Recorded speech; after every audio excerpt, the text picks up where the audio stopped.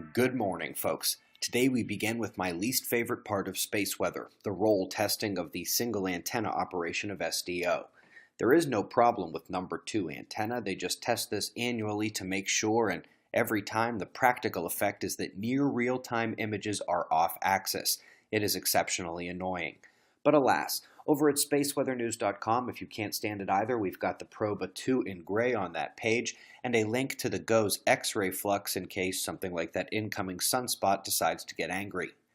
Meanwhile, back here at Earth, we are seeing a density rise in the solar wind this morning as the phi angle of the stream begins to shift. We've got the northern coronal hole stream on deck to be at Earth within about 24 hours, and it will end the ultra-quiet period in the KP.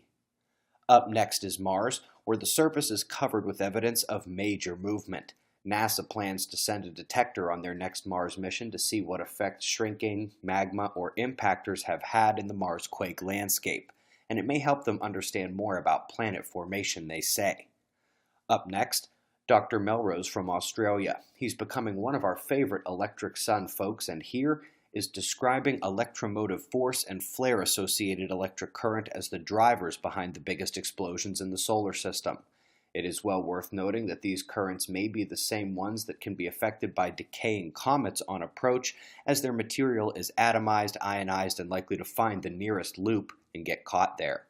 Up next, we're coming to a galaxy that should give it all away in time. They've discovered this galaxy, and it has absolutely no dark matter.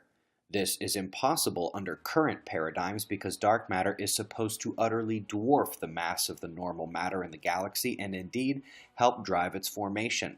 At no point in any of their releases do they attempt to discuss the ultra-diffuse and faint nature of this galaxy as a whole, just like the halos around other galaxies they can't find either.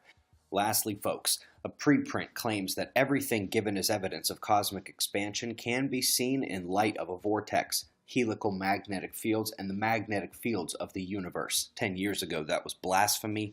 Now we see something like this on a weekly basis. We greatly appreciate your support. We've got your wind maps and shots of our star to close, and we'll do this all again tomorrow, right here. But right now, it's 5:30 a.m. in the new Valley of the Sun. Eyes open, no fear. Be safe, everyone.